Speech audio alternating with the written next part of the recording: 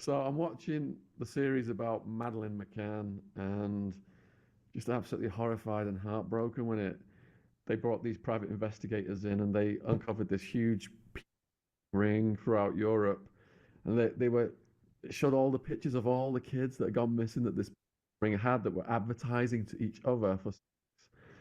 And reading your stuff about elite people rings and Jimmy Savile, it all tied into that then because when you were calling Jimmy Savile out, people were laughing at you, Yeah, of course. but everything you said came completely true.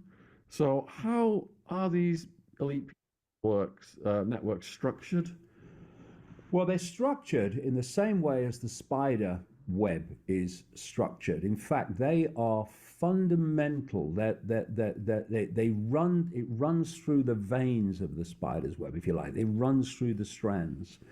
I said earlier that when I start investigating these family bloodlines that are behind all this, invariably you hit people, and the two are combined, which really didn't surprise me when, as the revelations about Jimmy Savile began to unfold and unfold and unfold, eventually it was said that he was a Satanist. Peter and Satanism go together, and what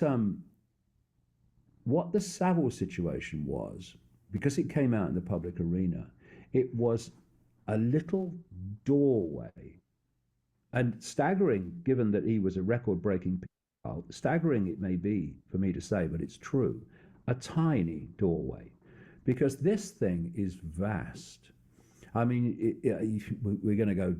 We would go deep into some really deep esoteric things about why they want sex with children, but there's a reason for it, and the scale of it is absolutely vast. I was traveling America in the 1990s, from about 96. And I met a lot of people who were involved in MK Ultra, the government CIA military mind control operation that came to public attention, but only a tiny part of it. And these were people, kids who were taken into the project at a very young age, sometimes 5, 6 years of age. And then they were used mind control, basically mind controlled assets to do various things. But what happened within that whole MK Ultra was this vast sex with children ring was part of it, and I've named them in my books a long time ago. People like Father George Bush was a notorious, from on the inside, serial pedophile and torturer of children. And so many of these people were. And there is a global network. And, I was helping someone in America once who'd lost their adopted twins to the system, who had given these adopted twins to a woman, a single woman, which was a crazy thing to do on the face of it for the benefit of the kids. And the kids weren't treated very well by this woman who was connected into this whole ring. So in doing that, I started to realize how many children went missing every year. And what I did is I called the federal government, and I wanted figures for the number of children went missing every year. And they said, we don't keep them. You tell me how many cars went missing, and tell me how many children went missing. They said, you're going to have to ring every state. So I started ringing every state. And I don't know, I got to about 10 and 15. And I'm in such a figure by then of children going missing. It was staggering. So you see a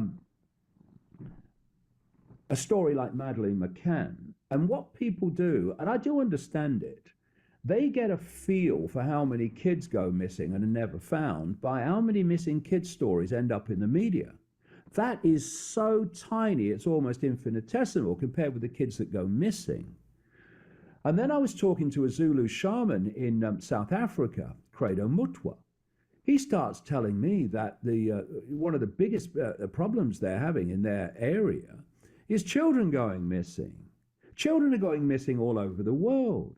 It's a stunning thing, and they get tricked out to famous people for and other abuse, and you realize the scale it's going on. But again, you're into that chasm between what's happening and what people think is going on. So they think, oh, it's so fantastic, that can't be happening. It's happening, and a lot of them end up dead in the end. I was the one, of course, that came out in The Biggest Secret, which was published in 1998, and named Ted Heath as a pianist. And of course, it took 17 years for his name to then hit the public arena for and this goes into the very top of society. The ratio of pedophiles and sadness in the upper echelons of the societal hierarchy is vastly greater in the general population. There's a lot in the general population, but in the upper level, the ratio is ridiculous. And so you look at the Savile story, and it was that window. So I remember Jimmy Savile as a kid. And he was a disc jockey. They called him a disc jockey. He was a strange man. He had this white hair and all that stuff. And he became Jim will fix it with kids and everything, And he was a strange man. Then he kind of disappeared, and he got old and old and old. And what happened to him? But it turns out that even though he had no obvious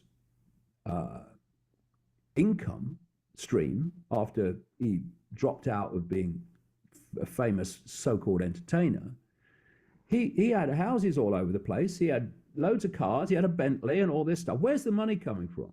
What was lost in the revelations about Jimmy Savile is the reason that he got away with it. He was a procurer of children for the rich and famous. That's how he got away with it. And they had to watch his back to watch their own. And so he would provide children for these rich and famous people. This is why he was on very friendly terms with Ted Heath. So then you look at the other area of that Savile story that's never been explored, which absolutely should be, and it is this. In Savile's own words, in the 1960s, Lord Mountbatten, a known people, invites Savile, who's a disc jockey, into the heart of the British royal family. It's how he became a close friend of Prince Charles, a close friend for a long time until they fell out, of Prince Philip, and in the inner circle, including the Queen. Sorry, banging that. And he remained in that inner center of the circle, the inner circle of the royal family, right up to his death, basically, and a friend of Charles right up to his death. And I met a lady. In fact, I met her in a house I lived in just down the road from here. She came over to the Isle of Wight, spoke to me for a long time, who was a long-time friend of Princess Diana. Friend of hers for about 9 years. And she told me about Savile. She told me about Savile because Diana had told her, and she knew from other sources as well. And she described how when Diana was married to Charles, that Savile was always all around all the time, and she thought he was sleazy and horrible and could stand him. Well, the reason he was there is let's put this together. He's at the inner core of the British royal family circle, and he's a procurer of children for the rich and famous, right? Now let's take another step. I remember seeing a film, just very quickly, a report that the Queen was making a visit to this place, and this guy came up, and he's in the crowd, and he's going to protest, right? The security services knew he was there and came across. They knew he was there. They knew he was going. They knew he was going to be in the crowd. And you can't cough anywhere near the Queen without the security forces know about it and special branch know about it. The police clearly knew, because they interviewed him a number of times, that Jimmy Savile was a pedophile. And he's allowed into the inner circle of the British royal family, and special branch and MI5 are not screaming, what's going on? He's a pedophile. What were you doing allowing him in there? No, he's allowed, while being interviewed by the police from time to time over to be in the inner circle of the royal family. Now, here's another one. Anyone thinks that's a coincidence? I've got some seafront property in Birmingham you'll like to buy sight unseen. But they got away with it because the system watches its own back. And, you know, they're not even questioned about it. It's incredible. And then what happened, of course, when they had the so-called inquiry, when Theresa May was Home Secretary, she has this inquiry because she's forced into it by public opinion, basically, to into elite. Yeah, she names someone who's clearly unacceptable and had to stand down because she wasn't. She then names another person who's clearly unacceptable and had to stand down because she wasn't. And what they're doing is they're putting time between the uproar in public and the point where anything happens. And now this inquiry is still going on, but of course it's hardly ever mentioned. How nefarious were the activities of Ted Heath and Savile? Was Heath boys and throwing them off boats, and was Savile and Oh yeah, this lady who was Princess Diana's friend for 9 years. She told me that Savile was a maniac, sex with dead bodies, etc. Why do people think that he volunteered to be a porter at Leeds Hospital? It gave him access to the mortuary. And so she told me that. And then it came out later publicly that he was a maniac. You know, these people are not the same as everyone else. Just think of the empathy deletion necessary to do what he did at just that one man. And Ted Heath, I was told about him by a series of people who, most of the people that Ted Heath abused, the children, they didn't survive. Because Ted Heath had a very famous face, you know, the more people he abused who stayed alive, the dodgier it gets for his survival. And so they used to be killed, most of them. But I was told by a number of people, and it built up over a period of time of what he did. And there was, I won't say what it is, because for obvious reasons, but when Wiltshire Police and the chief constable at the time, who has been not chief constable anymore, they kind of, you know, they got him removed eventually, because you don't take these people on if you're in the system and survive. But he or the investigation team mentioned something when they were investigating Heath, that there was something that he did that was kind of, I would say, very, very strange. And that gave them sort of confidence that these people were telling the truth, because what they were describing was fantastic. And you really couldn't make it up, and you certainly couldn't make it up across several different people unconnected with each other. Well, I know what that was, because I was told by some of these people who claimed to be by Heath what he did when he was abusing them. And you absolutely could not make it up. If you sat here for the next hour saying, is it this? Is it that? I just say no every time because you wouldn't get it because it's so fantastic. And that gave me confidence as well because they were describing this particular way he did things that was so outrageous and yet incredibly consistent across all these people, formerly kids, that I was confident enough to go with it.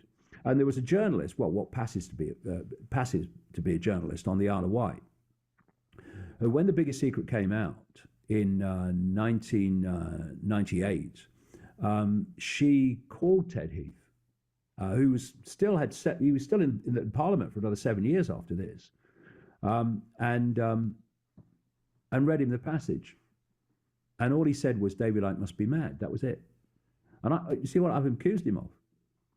But never went anywhere because they don't want this stuff in court. One other thing, very quickly, one of the little tricks they do is when they're really in trouble over people stuff or whatever, stuff like that, they'll produce someone who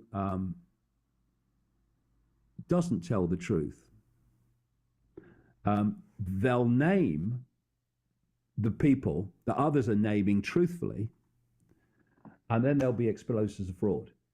And in doing that, they seek to, and it works, they seek to discredit all those people who are telling the truth through one who is not telling the truth, either through mind control or through the fact that he's just doing it because he's doing it.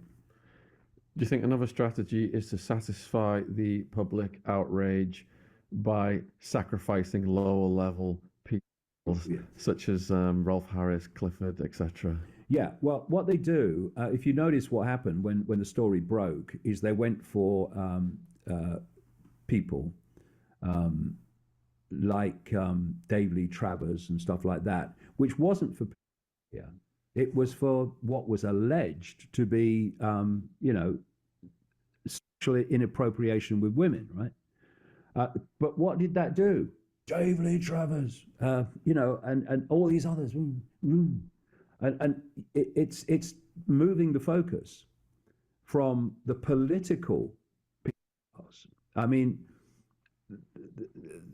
the scale of it is absolutely fantastic, and it's happening in America as it's happening in Britain, as it's happening around the world. It's a ring.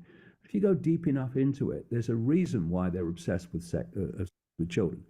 In the briefest summary, they are trawling the energy of children. And this has been explained to me by insiders in the West. It's been explained to me, the same thing happening, by the shaman in South Africa.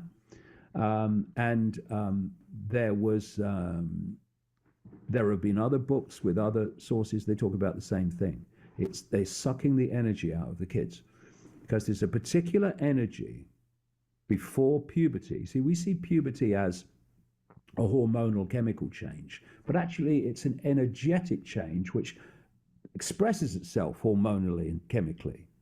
One's an expression of the other. There's an energetic change that goes on in the electromagnetic fields of the body at what we call puberty. They want the energy before that change takes place. It's like a nectar to them. Because this world is nothing like we think it is, and that which is controlling it is nothing like we think it is. And I would just say this to people: look at the night sky and think that you are looking at a tiny fraction of the Milky Way galaxy, and according to the latest highest estimate, there are about 2 trillion galaxies in the universe, and that what we see and experience is a tiny band of frequency called visible light, which is so tiny it's almost laughable. Everything else that exists beyond it, our TV channel, if you like, is unseen to us. Now tell me that humans are the only form of life that we call intelligent life, when we're living on a planet which, according to mainstream science, is the equivalent, compared with the size of the universe, of a billionth of a pinhead. In other words, the idea that we are alone is insane. I hope you're enjoying the podcast. It's a word from my sponsor, Shopify. When I started this podcast, there were a lot of things I had to figure out on my own: algorithms, guest booking, marketing, inventory, to international shipping, to processing. For the prepubescent energy of children, and it absorbs it through these rings. It's honestly, people can laugh if they like. I don't care. I'm after the truth, not a round of applause. And the world is nothing like we think it is. And so it's when you get into these deep levels that the world of the scene starts to make sense. Well, they're laughing less and less as everything you've written about is slowly coming true, or quickly coming true. You provoked a lot of thoughts in me there. So when I used to get to America as a younger person, I was shocked. I'd go to the post office and I'd see all these pictures of all these missing children, all plastered all over the walls. I couldn't believe it. With Madeleine McCann, do you think she is dead and the culprits will ever be found?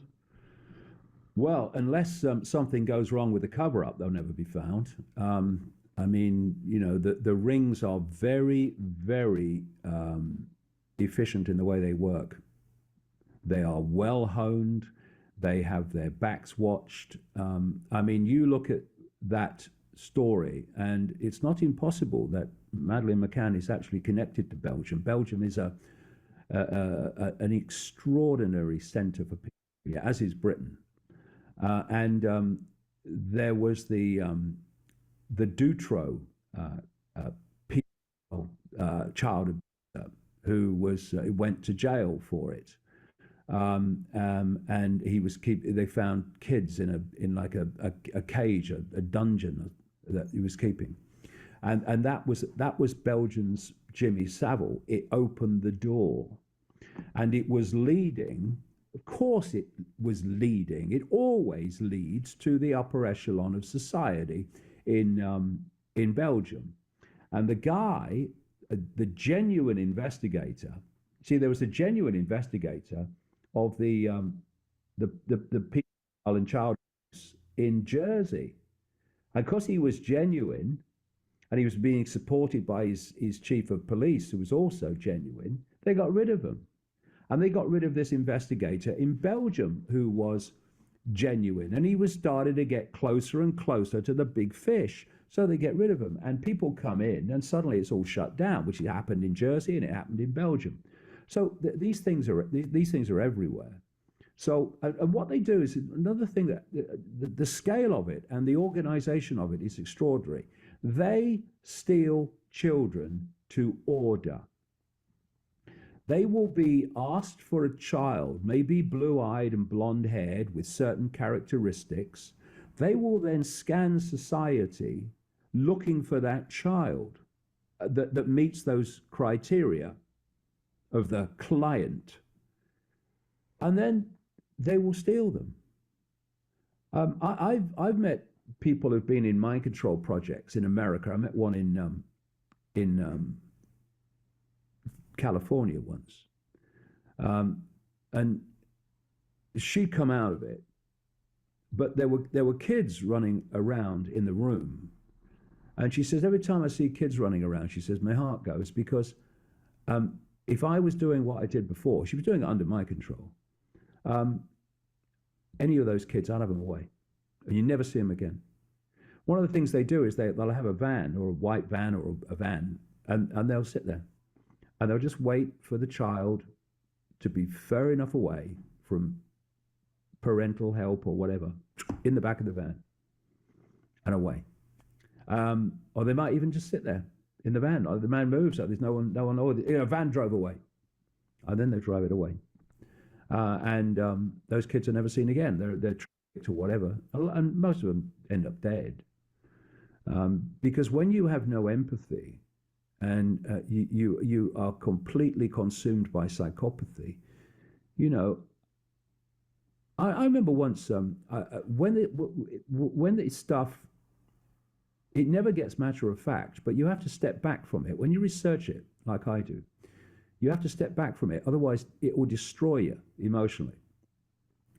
And when I was in America and a series of things happened, and I realized the scale of it. I remember I was watching a movie that night. I was traveling around America and in a cinema. And I turned around as we were walking out, and the father was carrying his little child, boy, over his shoulder. So the boy was looking back at me as his father went forward. I was standing behind. And I looked at this child's face. I just started to cry because I'm looking at that face of an innocent little kid. And children like that in vast numbers all over the world they're being murdered, they're being sacrificed. And most people, members of the public, are going, oh, it's too fantastic, don't be ridiculous. And of course, as they do that, the people who are actually doing it go on doing it unchallenged. And that's what I've named so many of them. I've named in my book since the 1990s, Father George Bush and Ted Heath. And I mentioned Lord McAlpine in regard to people in The Biggest Secret in 1998. There was no court case. And yet when someone didn't name him on the BBC, but it was taken that he was talking about Lord McAlpine, all hell broke loose. He threatened to sue everybody. The Speaker's wife in the Houses of Parliament pays him 50 grand or something for not, actually coming out with it outright. I think George Monbiot, another excuse for a journalist on The Guardian, paid him something, all these people. And they weren't even saying he was a pedophile. They were just like tongue in cheek, like not, pointing towards him. And while that was going on, I was putting on my internet site, the guy's a frickin' pedophile. Never came for me.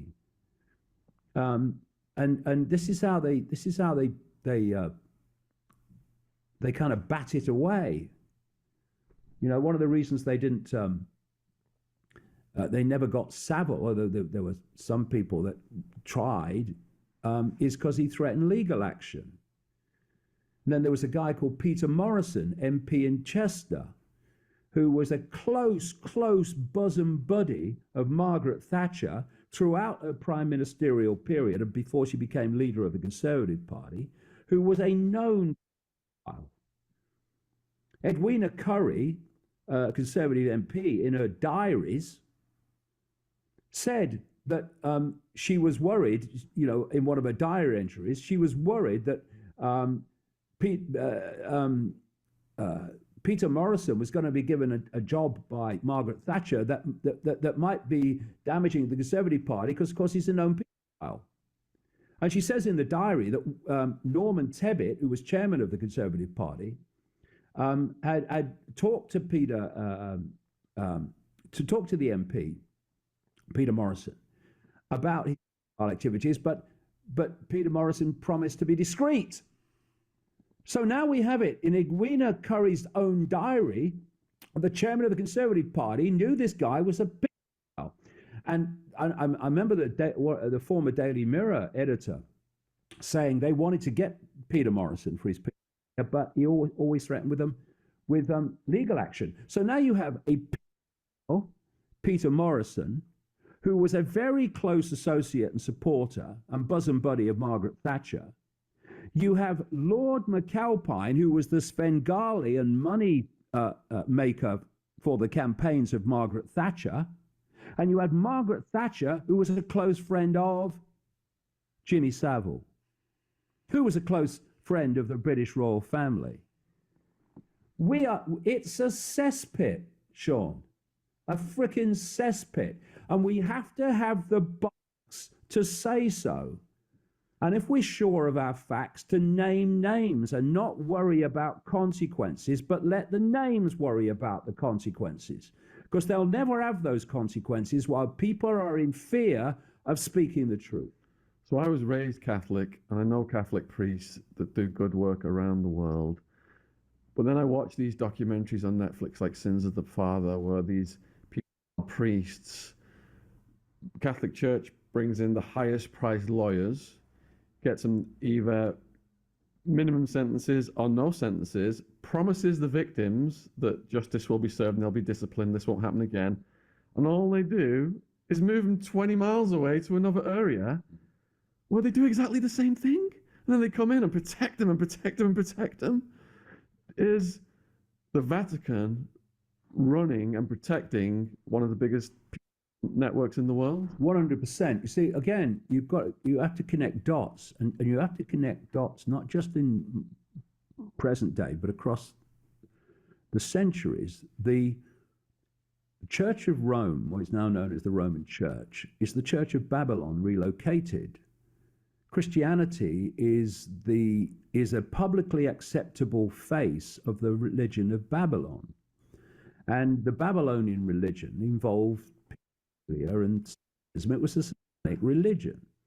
Therefore, as humanity started to grow up and mature a bit, and sacrifice in your face publicly was no longer acceptable, it started to go underground. When abuse of children and stuff became unacceptable, it went underground. It didn't stop, it just went into the shadows.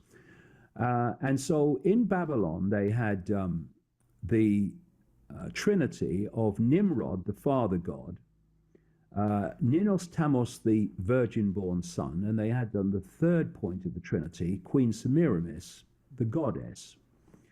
And they said in their stories that Nimrod died and became the sun god Baal, who impregnated Semiramis with the rays of the sun, and therefore she gave a virgin birth to Ninos Tamos. When the Babylonian religion relocated to Rome, this is how that Rome almost seamlessly moved to Christianity, because to people not much had changed. They had the trinity of the father god (brackets Nimrod), Jesus, the virgin-born son (brackets Nanos Timos), Ninos, and at the other point of the pyramid is the Holy Spirit, the Holy Ghost, which they symbolize as a dove. That was Queen Semiramis's symbol in Babylon. And what they did is they took all the attributes given by the Babylonians to Queen Semiramis, Virgin Mother, Queen of Heaven, all that stuff, and they gave them to the invented figure of Mother Mary. And they moved on. And so all these religions, that Christianity is a dual religion. There's the mass of the religion, which operates in the public arena. And that's where they do things like the Eucharist. You know, they drink the blood as red wine, and they eat the flesh as a biscuit. And then there's the core of it, which is the religion of Babylon, and they literally drink the blood and literally eat the flesh, right? And that's, of course, much smaller than that, very smaller than that. But that's the dynamic, you see. And so the obsession that this has and this network has with people, I mean, you know, you've got choir boys everywhere. You know, if you're a pedophile, are you going to go where there's only adults? I want to get a job where there's only adults. I'm a pedophile. No, you're going to go where the children are. So you have to look at the care homes, lack of it. Yeah, this is not knocking people that work with children in care homes. There's a fantastic number of people who are absolutely genuine people and care for the kids. Not knocking that, not talking in generalizations. I'm talking in the numbers that are not like that. So you look at care homes, you look at children's homes, you look at churches with all the choir boys. Look where the children are, and you'll find the pedophiles. It's not an obvious cause and effect, is it? Really? And so you look at the structure of the Roman Church. It's obviously going to attract an enormous number of pedophiles. And of course, also, when you completely usurp the natural energetic order and you say you can only be a priest if you don't get married and you don't have sex. Well, that impulse, which is obviously a natural impulse, that's how humans are still alive, and we have new generations. Well, it's going to express itself in distorted ways, and not the ways that it would normally express itself. That's not to excuse it. My God, I'm the last person in the world who would excuse it. I've spent decades uncovering it, but that too is part of how this stuff manifests. So you mentioned Savile, and that's led on to the next question. I read Princess Di's book in her own words. You said about him having access to all of the inner royal circle. When Di and Charles were going through friction, he was brought in as a marriage guidance counselor. Absolutely. And Diana wrote in a book that she found him creepy, and she was wondering why he was there as well. Yeah, well, this lady who's Diana's friend, she told me that story. What would it be? 1997, I think she told me the story. It was after Diana died, and she mentioned that what do you mean? Diana was saying, what do you mean? He's coming in as a go-between. What? No, where was all this when Savile was revealed for what he was? Why wasn't Prince Charles sat and questioned about his relationship with Savile and what he knew? Because he had to know. Don't tell me you didn't know Charlie, you bloody liar. Of course he knew. So why is he still standing in line to be the next king and not standing in line for the next slop out? Why? Because the establishment looks after its own. Wasn't one of the royals caught up with the Lolita Express, the island, the investment banker? Prince Andrew. Yeah, Epstein. Epstein, that's it. Yeah, the little black book which Blair was in and Trump was in, Clinton, and the people plane of Epstein, which Bill Clinton took many rides in. Yeah. Oh yeah. Honestly, if people only knew the scale of what goes on in the world, they would see the world through very different eyes. Because the world is not what that frickin' thing in the corner tells you. It's not what the internet giants tell you. It's what's actually happening, and that's what they don't want to tell you. What flabbergasted me the most in Di's book, in her own words, was she wrote that she'd sent a letter to her lawyer saying that she thought Charles was going to have her killed, possibly by a car accident. So who do you think killed Di and why? And was she pregnant? Well, I don't know if she was pregnant, but I think that whole story was full of holes and full of propaganda rather than truth. But you mentioned the letter. The friend of Diana, she was a alternative healer at the, what was then called, it's still there, the Hope Clinic near Regent's Park. Hope you're enjoying the podcast. It's worth my sponsor. Before I locked Jen down with baby Ziggy, her ideal man was a rugby player with thick, dark hair. And before he trapped me with Stockholm Syndrome, that was for 55% off men's health the way it should be. Thank you for supporting our sponsor. The link is in the description box on YouTube. Back to the podcast. And Diana used to go to her for treatment. And this lady told me that, quote, friendly people from MI5 used to come and leave notes for Diana because they knew she would pick them up and not be, they could do it covertly. And she said that some of these notes from MI5, friendly people in MI5, were warning Diana that her life was in danger. So, the idea that the official story of Diana's death is how it was is insane. There's so many holes in it. First of all, her security that day which was decided by Mohammed Al Fayed, by the way, was absolutely insane. It was much less than someone like Madonna would get.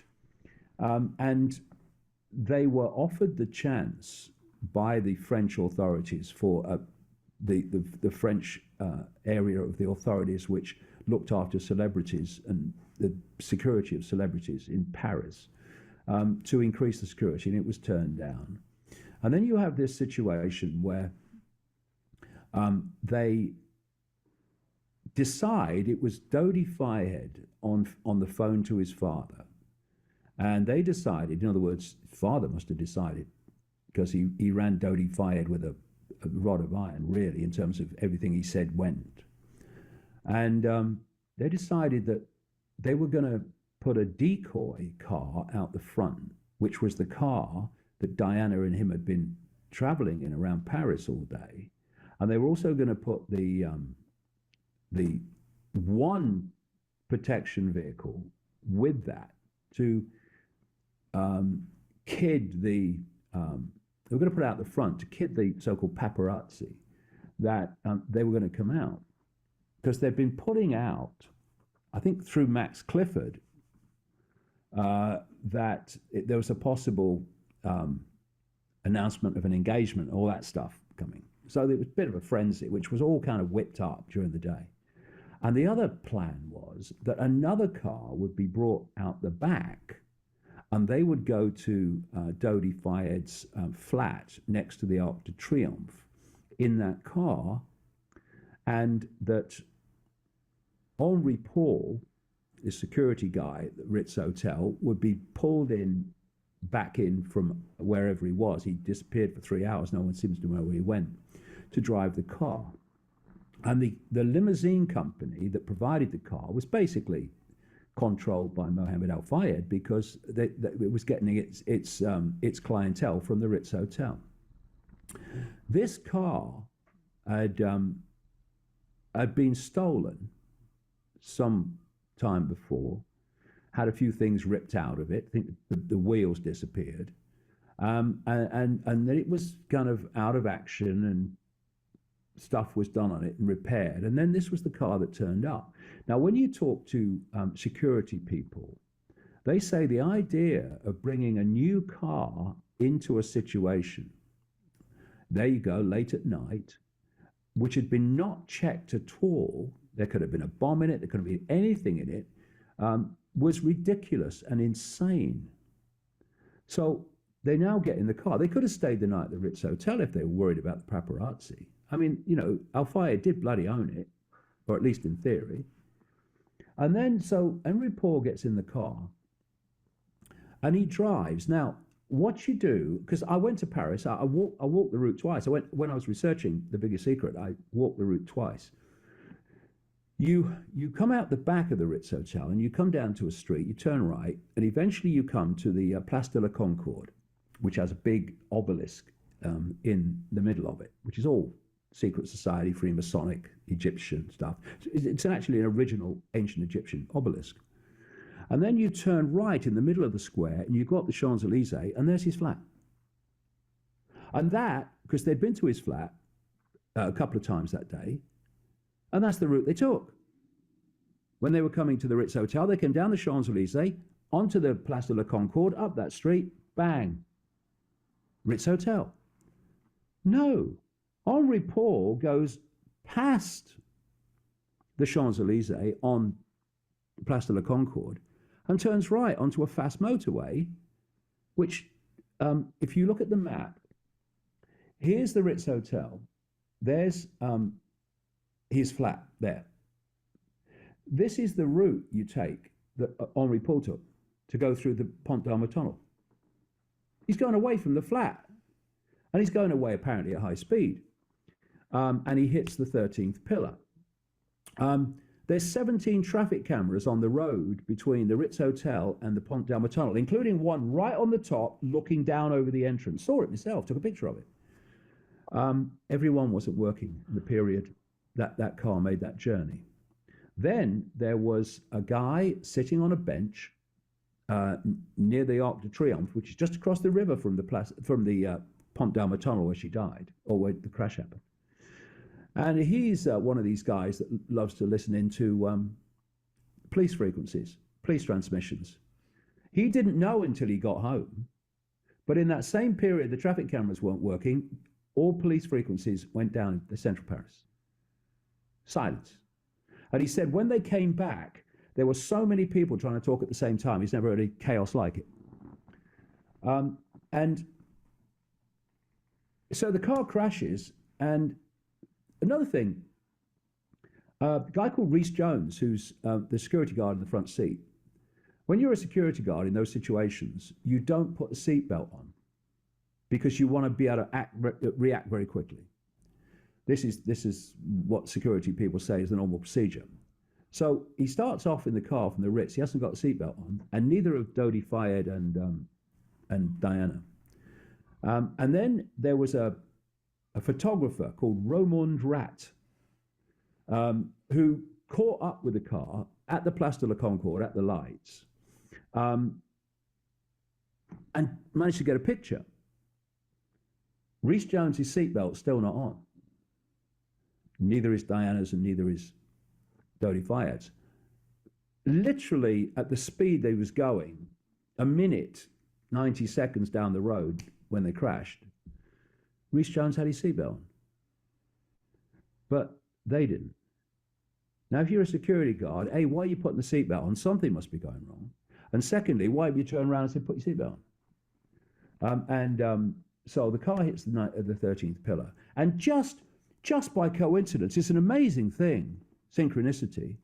Coming the other way, exactly at that time, was a medical guy who has been working in Paris in emergency response. And his friend, though the relationship was never really fully understood, an American, was with him. So he stops the car, he goes across, and he says Diana's, witnesses said Diana was still alive. And then she's not. And by the time she got to the hospital, she's dead. And it took ages to get to the hospital. So delayed intentionally. Yeah, it took ages to get to the hospital. And when they were questioned about why it took so long, they said, well, basically we had to free her from the car. Well, witnesses said actually she was free. She was lying on the back seat and part of her was outside the door. So she wasn't trapped at all. And she had an injury, if the official story of the injury is true, which needed urgent surgery to stem the blood flow. But it took ages to get. It was about an hour and 25 minutes to get them to the hospital, where they said they tried to save her, but according to the post-mortem, she was dead before that. And so everything happened to put her in that position with no security, and to make sure she didn't survive. And the Pont d'Alma Tunnel, go into it now, but the Pont d'Alma Tunnel means basically bridge or passage of the moon goddess. And of course, the ancient goddess Diana was an ancient moon goddess, going back to places like Babylon. And again, in The Biggest Secret, I've looked at Diana's assassination. I mean, it was from a ritualistic point of view, and it's incredible, the detail of the ritual around her death. Why did she have to go? Well, I think, you've always got this in the background, if you go deep enough in the rabbit hole, that they do ritualistically kill people for ritualistic reasons. But if you look at it on a 5 cents here and now level, she knew literally and symbolically where the bodies were buried of the British royal family, and she showed in a Panorama interview that she was prepared to talk about it. She was angry. She had a great public support. She couldn't do anything without the media were there, and so she had tremendous potential power to destroy the royal family. She really did at that time, because the royal family were incredibly unpopular then, and especially in the aftermath of her death, they were very unpopular. But that was okay. They knew that was going to happen. But the source of their potential destruction was no longer alive, and of course has now been basically forgotten and not disappeared from history, but no one really talks about it anymore. And the royal family is still with us. But at that time, the very monarchy itself was starting to rock. It was starting to be a journalist's spine, vibrating and It's the jelly. turning to jelly. Yeah. So she was someone who knew a hell of a lot. And see, when I spoke to her friend, and I've still got the interview on tape, one of those old cassette tapes. It was very clear that the Panorama interview was like the tip of the tip of the tip of the tip of the tip of the iceberg of what she could destroy them with. And I had another story relating to this. I went to see, I spent many visits with this Zulu shaman, Credo Mutwa. And when I first met him, he said to me that he didn't tell me who it was to start with, and then later, when we got more friendly, and very close, he told me. He said that Princess Diana called him, because Diana was very much into the esoteric. That's why she was, friend of this alternative healer. He said, she called me. She said, and she said to me, I'm calling you from a store. And so Credo said, well, Princess Diana of England is calling me from a store. This has got to be a joke, basically. And he didn't believe her. But what this lady, her friend, told me is whenever Diana wanted, because she knew everything that she did was bugged and everywhere was bugged. Whenever she wanted to talk absolutely privately, she would go into a Marks and Spencer store, and she'd use the phone incognito, as incognito as she could, because then she would be trying to avoid the bugs and everything, because she wanted privacy. So I said to Crow, what'd she say?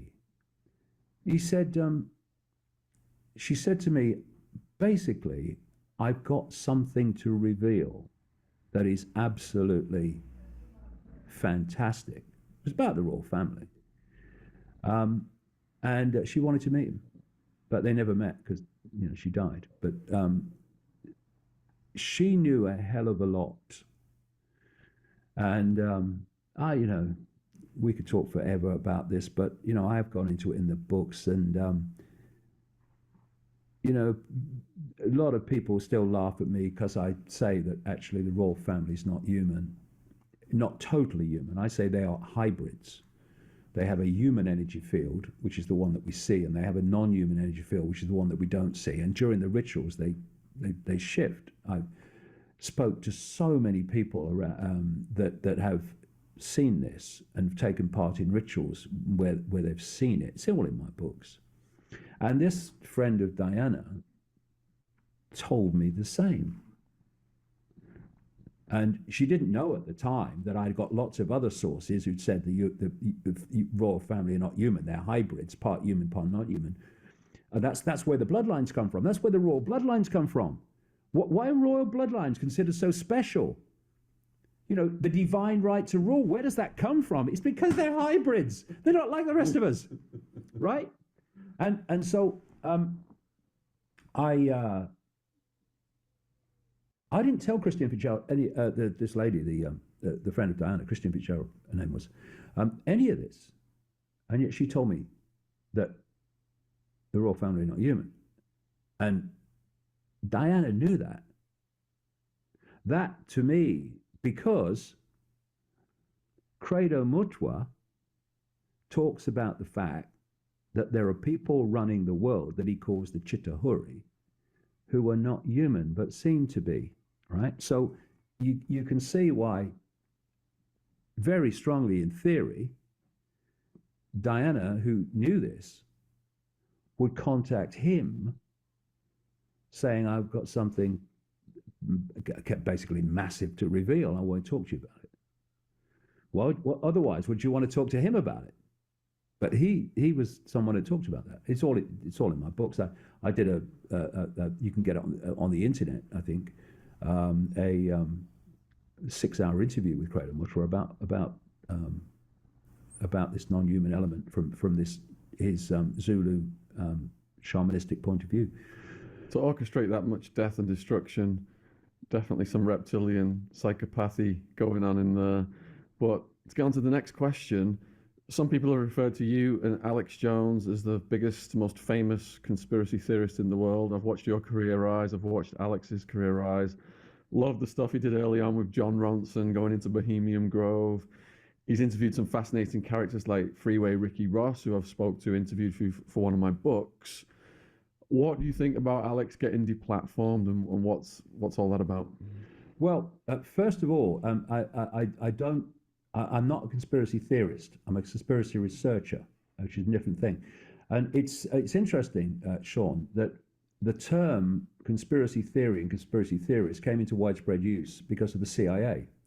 In the 1960s, when they were trying to discredit people that didn't believe that a single bullet went through several people and that killed President Kennedy, the single bullet theory, that they were trying to discredit them. They wrote to major media organizations or contacted them. You can see the document on the internet in the 1960s, urging them to use the terms conspiracy theorists and conspiracy theorists to discredit people who were questioning the Kennedy assassination.